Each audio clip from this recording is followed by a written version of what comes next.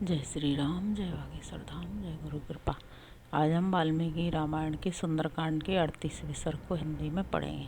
जय राम रमणम समनम भवताप भयाकुल पाहि जनम अवधेश सुरेश रमेश विभो शरणागत मागत पाहि प्रभो। जय राम रमणम समनम। जय श्री राम। 38वां सर्ग हिंदी में। सीता के इस वचन से कपिश्रेष्ठ हनुमान जी को बड़ी प्रसन्नता हुई। वे बातचीत में कुशल थे। उन्होंने पूर्वोक्त बातें सुनकर सीता से कहा, देवी, आपका कहना बिल्कुल ठीक और युक्ति संगत है। सुदर्शने, आपकी यह बात नारी स्वभाव के तथा पतिव्रताओं की विनयशीलता के अनुरूप है। इसमें संदेह नहीं कि आप अबला होने के कारण मेरी पीठ पर बैठकर 100 योजन विस्तृत समुद्र के पार जाने में समर्थ नहीं है। जनक नंदिनी, आपने जो दूसरा कारण बताते हुए कहा है कि मेरे लिए श्री रामचंद्र जी के सिवा दूसरे किसी पुरुष का स्वेच्छा पूर्वक स्पर्श करना उचित नहीं है, यह आपके ही योग्य है। देवी, महात्मा श्री राम की धर्मपत्नी के मुख से ऐसी बात निकल सकती है? आपको छोड़कर दूसरी कौन स्त्री ऐसा वचन कह सकती है? देवी, मेरे सामने आपने जो जो पवित्र चेष्टाएं की और जैसी जैसी उत्तम बातें कही हैं, वे सब पूर्ण रूप से श्री रामचंद्र जी मुझसे सुनेंगे। देवी, मैंने जो आपको अपने साथ ले जाने का आग्रह किया उसके बहुत से कारण हैं। एक तो मैं श्री रामचंद्र जी का शीघ्र ही प्रिय करना चाहता था, अतः स्नेहपूर्ण हृदय से ही मैंने ऐसी बात कही है। दूसरा कारण यह है कि लंका में प्रवेश करना सबके लिए अत्यंत कठिन है। तीसरा कारण है महासागर को पार करने की कठिनाई। इन सब कारणों से तथा अपने में आपको ले जाने की शक्ति होने से मैंने ऐसा प्रस्ताव किया था। मैं आज ही आपको श्री रघुनाथ जी से मिला देना चाहता था। अतः अपने परम आराध्य गुरु श्री राम के प्रति स्नेह और आपके प्रति भक्ति के कारण ही मैंने ऐसी बात कही थी, किसी और उद्देश्य से नहीं। किंतु सती साध्वी देवी, यदि आपके मन में मेरे साथ चलने का उत्साह नहीं है तो आप अपनी कोई पहचान ही दे दीजिए, जिससे श्री रामचंद्र जी यह जान लें कि मैंने आपका दर्शन किया है। हनुमान जी के ऐसा कहने पर देवकन्या के समान तेजस्विनी सीता अश्रु गदगद वाणी में धीरे धीरे इस प्रकार बोली, वानर श्रेष्ठ, तुम मेरे प्रियतम से यह उत्तम पहचान बताना। नाथ, चित्रकूट पर्वत के उत्तर पूर्व वाले भाग पर जो मंदाकिनी नदी के समीप है तथा जहाँ फल मूल और जल की अधिकता है, उस सिद्ध सेवित प्रदेश में तापस आश्रम के भीतर जब मैं निवास करती थी, उन्हीं दिनों नाना प्रकार के फूलों की सुगंध से बासित उस आश्रम के उपवनों में जल विहार करके आप भीगे हुए आए और मेरी गोद में बैठ गए। तदंतर एक मांस लोलुप कौआ आकर मुझ पर चोंच मारने लगा। मैंने ढेला उठाकर उसे हटाने की चेष्टा की, परंतु मुझे बार बार चोंच मारकर वह कौआ वहीं कहीं छिप जाता था। उस बलि भोजी कौए को खाने की इच्छा थी, इसलिए वह मेरा मांस नोचने से निवृत्त नहीं होता था। मैं उस पक्षी पर बहुत कुपित थी, अतः अपने लहंगे को दृढ़तापूर्वक कसने के लिए कटी सूत्र को खींचने लगी। उस समय मेरा वस्त्र कुछ नीचे खिसक गया और उसी अवस्था में आपने मुझे देख लिया। देखकर आपने मेरी हंसी उड़ाई। इससे मैं पहले तो कुपित हुई और फिर लज्जित हो गई। इतने में ही उस भच्च लोलुप कौए ने फिर चोंच मारकर मुझे छत विच्छत कर दिया और उसी अवस्था में मैं आपके पास आई। आप वहाँ बैठे हुए थे। मैं उस कौए की हरकत से तंग आ गई थी, अतः थककर आपकी गोद में आ बैठी। उस समय मैं कुपित सी हो रही थी और आपने प्रसन्न होकर मुझे सांत्वना दी। नाथ, कौए ने मुझे कुपित कर दिया था। मेरे मुख पर आंसुओं की धारा बह रही थी और मैं धीरे धीरे आंखें पोंछ रही थी। आपने मेरी उस अवस्था को लक्ष्य किया। हनुमान में थक जाने के कारण उस दिन बहुत देर तक श्री रघुनाथ जी की गोद में सोई रही। फिर उनकी बारी आई और वे भरत के बड़े भाई मेरी गोद में सिर रखकर सो रहे। उसी समय वह कौआ फिर वहाँ आया। मैं सोकर जगने के बाद श्री रघुनाथ जी की गोद से उठकर बैठी ही थी कि उस कौए ने सहसा झपटकर मेरी छाती में चोंच मार दी। उसने बारंबार उड़कर मुझे अत्यंत घायल कर दिया। मेरे शरीर से रक्त की बूंदें झरने लगीं। इससे श्री रामचंद्र जी की नींद खुल गई और वे जाग कर उठ बैठे। मेरी छाती में घाव हुआ देख महाबाहु श्री राम उस समय कुपित हो उठे और फुफकारते हुए विषधर सर्प के समान जोर जोर से सांस लेते हुए बोले, हाथी की सूंड के समान जांघों वाली सुंदरी, किसने तुम्हारी छाती को छत किया है? कौन रोज से भरे हुए 5 मुख वाले सर्प के साथ खेल रहा है? इतना कहकर जब उन्होंने इधर उधर दृष्टि डाली तब उस कौए को देखा जो मेरी ओर ही मुँह किए बैठा था। उसके तीखे पंजे खून से रंग गए थे। वह पक्षियों में श्रेष्ठ कौआ इंद्र का पुत्र था। उसकी गति वायु के समान तीव्र थी। वह शीघ्र ही स्वर्ग से उड़कर पृथ्वी पर आ पहुंचा था। उस समय बुद्धिमानों में श्रेष्ठ महाबाहु श्री राम के नेत्र क्रोध से घूमने लगे। उन्होंने उस कौए को कठोर दंड देने का विचार किया। श्री राम ने कुश की चटाई से एक कुश निकाला और उसे ब्रह्मास्त्र के मंत्र से अभिमंत्रित किया।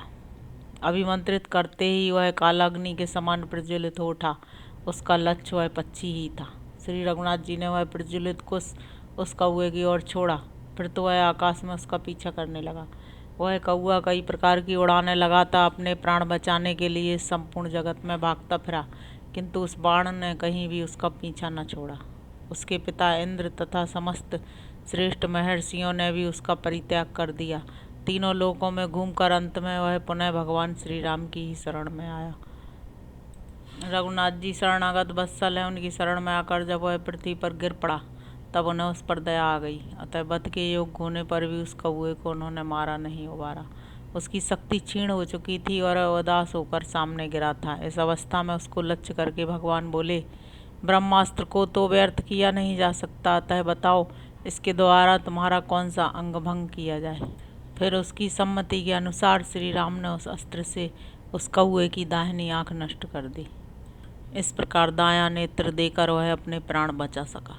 तदंतर दशरथ नंदन राजा राम को नमस्कार करके उन वीर शिरोमणि से विदा लेकर वह अपने निवास स्थान को चला गया। कपिश्रेष्ठ, तुम मेरे स्वामी से जाकर कहना, प्राणनाथ पृथ्वीपते, आपने मेरे लिए एक साधारण अपराध करने वाले कौए पर भी ब्रह्मास्त्र का प्रयोग किया था। फिर जो आपके पास से मुझे हर ले आया है उसको आप कैसे क्षमा कर रहे हैं? नरश्रेष्ठ, मेरे ऊपर उस महान उत्साह से पूर्ण कृपा कीजिए। प्राणनाथ, जो सदा आपसे सनाथ है वह सीता आज अनाथ सी दिखाई देती है। दया करना सबसे बड़ा धर्म है, यह मैंने आपसे ही सुना है। मैं आपको अच्छी तरह जानती हूँ। आपका बल, पराक्रम और उत्साह महान है। आपका कहीं आर पार नहीं है, आप असीम हैं। आपको कोई क्षुब्ध या पराजित नहीं कर सकता। आप गंभीरता में समुद्र के समान हैं, समुद्र पर्यंत सारी पृथ्वी के स्वामी हैं तथा इंद्र के समान तेजस्वी हैं। मैं आपके प्रभाव को जानती हूँ। रघुनंदन, इस प्रकार अस्त्रवेत्ताओं में श्रेष्ठ, बलवान और शक्तिशाली होते हुए भी आप राक्षसों पर अपने अस्त्रों का प्रयोग क्यों नहीं करते? पवन कुमार, नाग, गंधर्व, देवता और मरुदगण कोई भी सम्रांगण में श्री रामचंद्र जी का वेग नहीं सह सकते। उन परम पराक्रमी श्री राम के हृदय में यदि मेरे लिए कुछ व्याकुलता है तो वे अपने तीखे सहायकों से इन राक्षसों का संहार क्यों नहीं कर डालते? अथवा शत्रुओं को संताप देने वाले महाबली वीर लक्ष्मण ही अपने बड़े भाई की आज्ञा लेकर मेरा उद्धार क्यों नहीं करते हैं? वे दोनों पुरुष सिंह, वायु तथा इंद्र के समान तेजस्वी हैं। यदि वे देवताओं के लिए भी दुर्जय हैं तो किस लिए मेरी उपेक्षा करते हैं? निसंदेह मेरा ही कोई महान पाप उदित हुआ है जिससे वे दोनों शत्रु संतापी वीर मेरा उद्धार करने में समर्थ होते हुए भी मुझ पर कृपा दृष्टि नहीं कर रहे हैं। विदेह कुमारी सीता ने आंसू बहाते हुए जब यह करुणायुक्त बात कही तब इसे सुनकर वानर युद्धपति महातेजस्वी हनुमान इस प्रकार बोले, देवी, मैं सत्य की शपथ खाकर आपसे कहता हूँ कि श्री रामचंद्र जी आपके विरह शोक से पीड़ित हो अन्य सब कार्यों से विमुख हो गए हैं, केवल आपका ही चिंतन करते रहते हैं। श्री राम के दुखी होने से लक्ष्मण भी सदा संतप्त रहते हैं। किसी तरह आपका दर्शन हो गया, अब शोक करने का अवसर नहीं है। शोभने इसी घड़ी से आप अपने दुखों का अंत होती देखेंगी। वे दोनों पुरुष सिंह राजकुमार बड़े बलवान हैं तथा आपको देखने के लिए उनके मन में विशेष उत्साह है, अतः वे समस्त राक्षस जगत को भस्म कर डालेंगे। विशाल लोचने, रघुनाथ जी सम्रांगण में क्रूरता प्रकट करने वाले रावण को उसके बंधु बांधवों सहित मारकर आपको अपनी पुरी में ले जाएंगे। अब भगवान श्री राम, महाबली लक्ष्मण, तेजस्वी सुग्रीव तथा वहाँ एकत्र हुए वानरों के प्रति आपको जो कुछ कहना हो वह कहिए।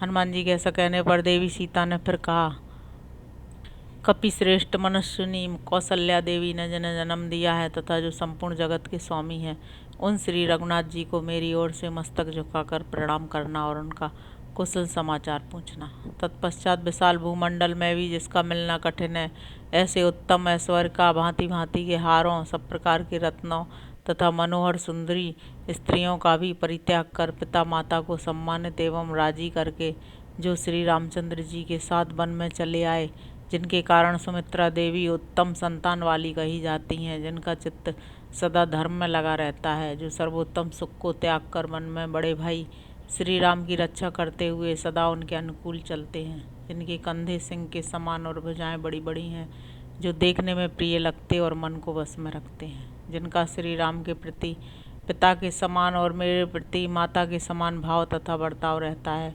जिन वीर लक्ष्मण को उस समय मेरे हरे जाने की बात नहीं मालूम हो सकी थी, जो बड़े बूढ़ों की सेवा में संलग्न रहने वाले शोभाशाली, शक्तिमान तथा कम बोलने वाले हैं, राजकुमार श्री राम के प्रिय व्यक्तियों में जिनका सबसे ऊंचा स्थान है, जो मेरे ससुर के सदृश पराक्रमी हैं तथा श्री रघुनाथ जी का जिन छोटे भाई लक्ष्मण के प्रति सदा मुझसे भी अधिक प्रेम रहता है, जो पराक्रमी वीर अपने ऊपर डाले हुए कार्यभार को बड़ी योग्यता के साथ वहन करते हैं तथा जिन्हें देखकर श्री रघुनाथ जी अपने मरे हुए पिता को भी भूल गए हैं।